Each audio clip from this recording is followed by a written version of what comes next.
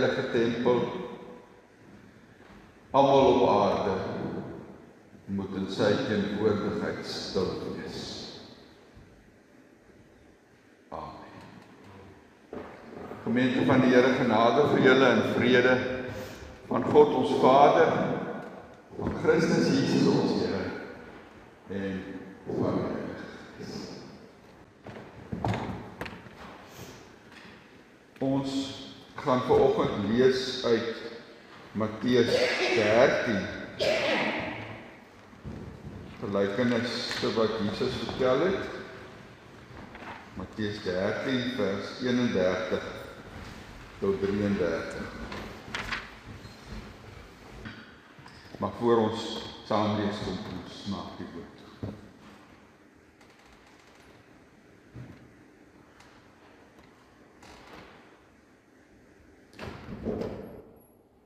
Here, ons dankie dat ons vanoggend hier in u huis kan wees. En ons aanbid u, Here, as die een wat vir ons gekies het, van voor die grondlegging van die wêreld af, om aan u te behoort. Here, as ons daaroor dink, dan staan ons kopstil. Want u het ons gekies lang voordat ons eers mens geword het.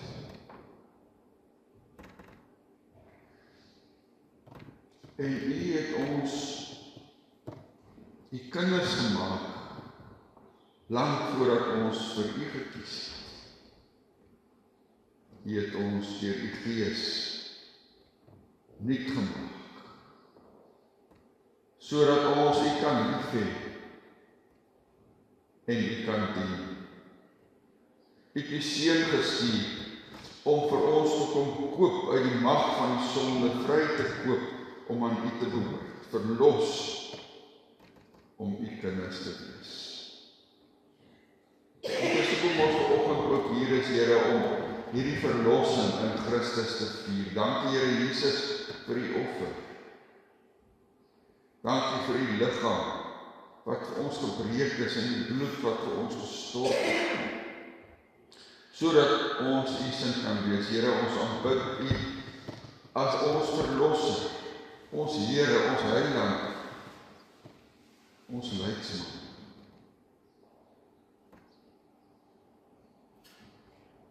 O Gees van God, wees vanoggend met ons almal besig. Werk in ons harte, dat ons die woord kan hoor, en ook net nou as ons die nagmaal vier, deur u sakrament versterk kan wees. Seën ons, Here, in ons saam wees. In Jesus naam bid ons dit. Amen.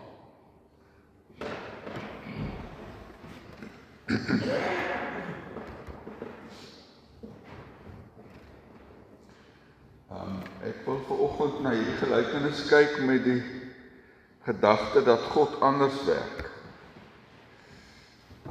Gelykenis sit van die mosterdsaadjie en die suurdeeg. Hy het nog 'n gelykenis aan hulle voorgehou om te sê, die koninkryk van die hemel is soos 'n mosterdsaadjie wat iemand gevat en in sy land geplant het. Dis die kleinste van alle soorte saad, maar as dit uitgegroei het, is dit groter as 'n tuinplant en word dit 'n boom sodat die voëls in sy takke kom nes maak. Hy het nog 'n gelykenis vir hulle vertel. Die koninkryk van die hemel is soos suurdeeg wat 'n vrou gevat en in 'n groot skottel meel ingewerk het totdat dit heeltemal deursuur was. Dis die woord van die Here vanoggend.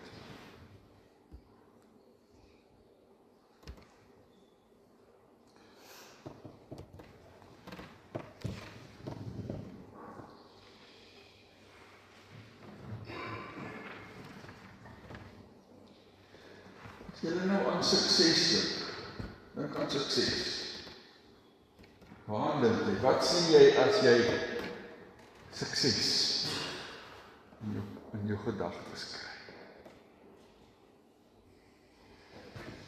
Meeste van ons vereenselwig sukses met voorspoed, groot, blink, magtig, invloedryk, ryk, baie. Die kerk gaan dit ook so. Mense dink was die suksesvolle gemeentes is die groot gemeentes met die baie lidmate, met die vol program, daar's amper die plek op die almanak om alles in te sit.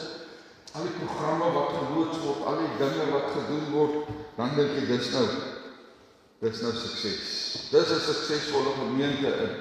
En dan kyk mens na jou eie gemeente en dink, waar val ons nou in die groter spektrum in? Ja. In die ou Westerse stede was die grootste en die imposantste gebou in die stad of die dorp, die kerk. In die ou tyd, as jy nou deur Europa reis, hierdie fantastiese kathedrale, wat jy daar sien, imposante geboue, en jy staan verslae oor die detail in die hele argitektuur en in die gebou self. En deels vermoed ek, en nou nie julle dorp so goed toe, maar is hierdie kerk die gebou wat die hoogste in die lug inwys.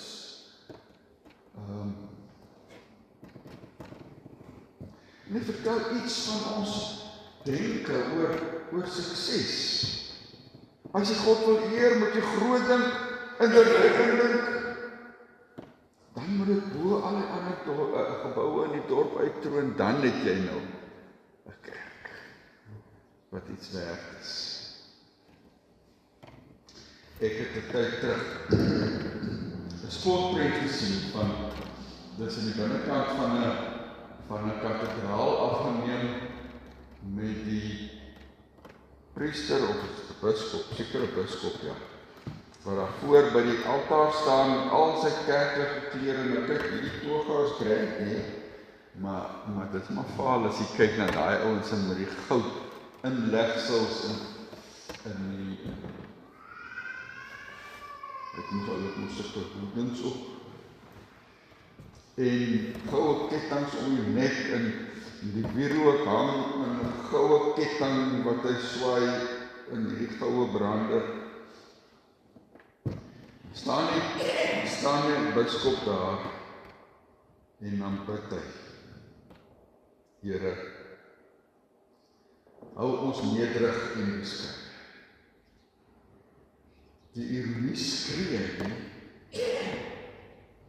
mens raak so gewoond aan blink, dat jy dit later nie eers meer verstaan nie.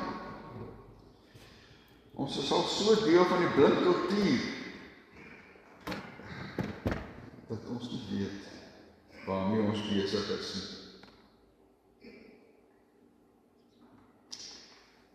En dit is nie asof ons nie gewaarsku is. Vat nou maar vir Jesus. As jy na hom kyk en hom dink, wat sien julle wat blink en spoggerig en vernaam aan hom was? Niks. Hy het op 'n kol gesê, hy het nie sy eie huis nie. Hy het niks. Hy kom uit die nederige dorp in Nasaret, mens kan min of meer sê in die mense van Jerusalem so oor was dit die Bekveld. Kol sê hulle ook, kan maar iets goeds uit Nasaret kom. Hy's 'n Galileër man, Jesus was nie 'n blink man. Hy het in 'n spoggerige paleis gewoon, of op 'n blink swart hings gery om sy werk te doen nie. Hy moes loop waar hy wou kom. Hy het nie die beste kweekskool van destyds bygewoon om 'n graad agter sy naam te kan skryf nie. Dis hy wat ons roep. dat ons hom moet volg. Hierdie nederige, beskeie man.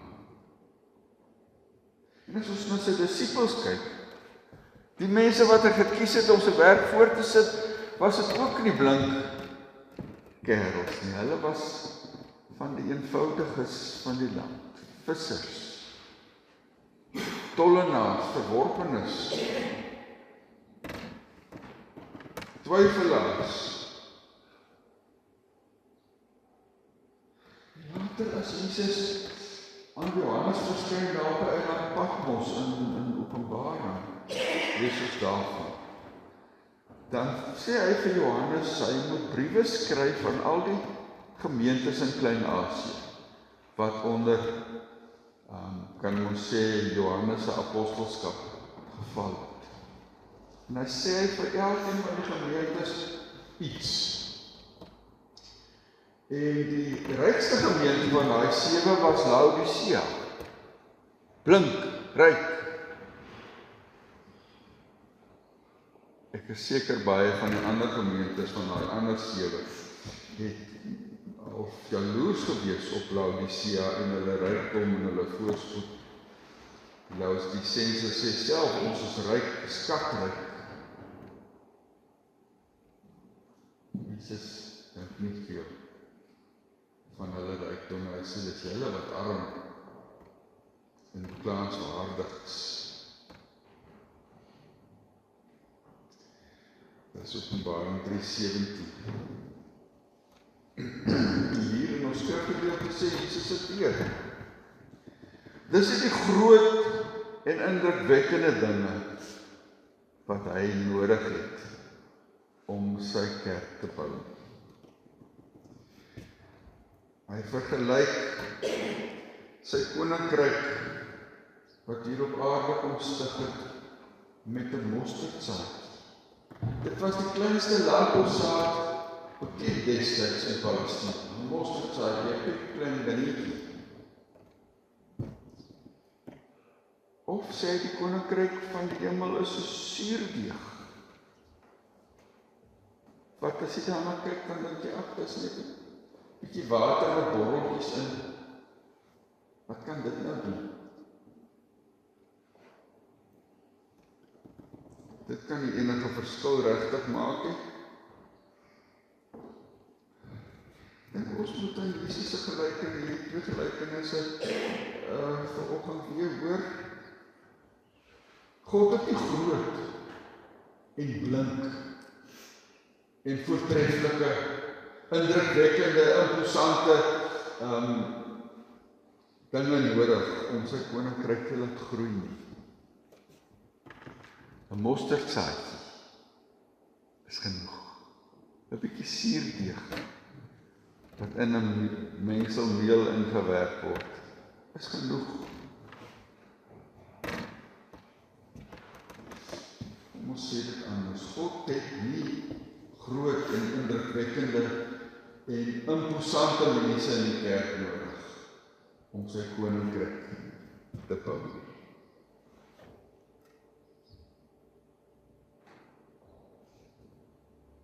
Ek en jy is genoeg.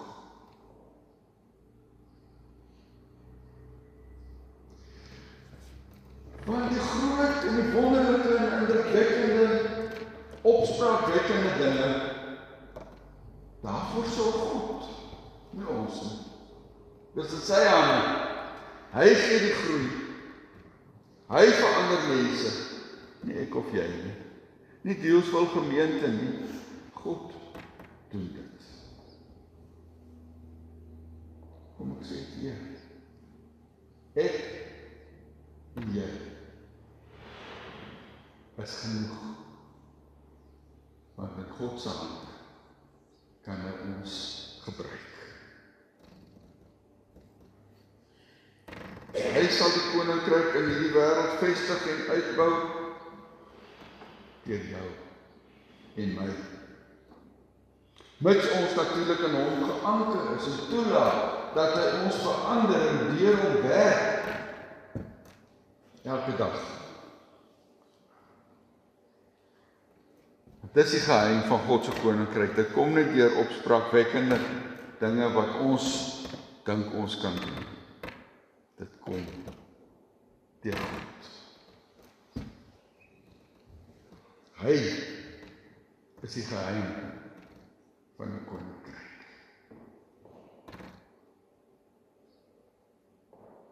Dan gaan ons vanoggend weer nagmaal vier. In wêreldse terme is dit nou nie wonderlike fees nie. Slukkie wyn, 'n blokkie brood. Dis maar al. Maar by God is dit genoeg. Want in God se genade word dit ons toerusting. Verenig dit ons opnuut weer met Christus.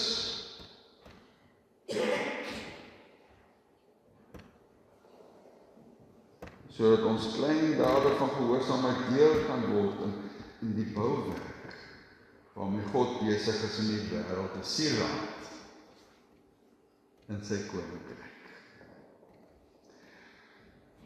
So kom ons vat vanoggend die brood en die wyn.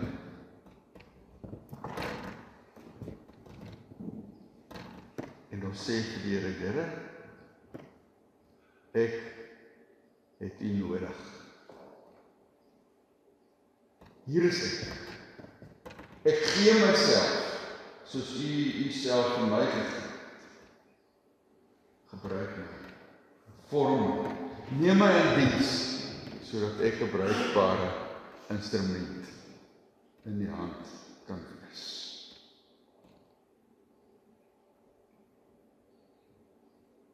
Ons vang nou die Here se seën en kom ons gaan huis toe en leef elke dag vir die genade van ons Here Jesus Christus, die liefde van God ons Vader en die gemeenskap van die Heilige Gees bly by julle almal.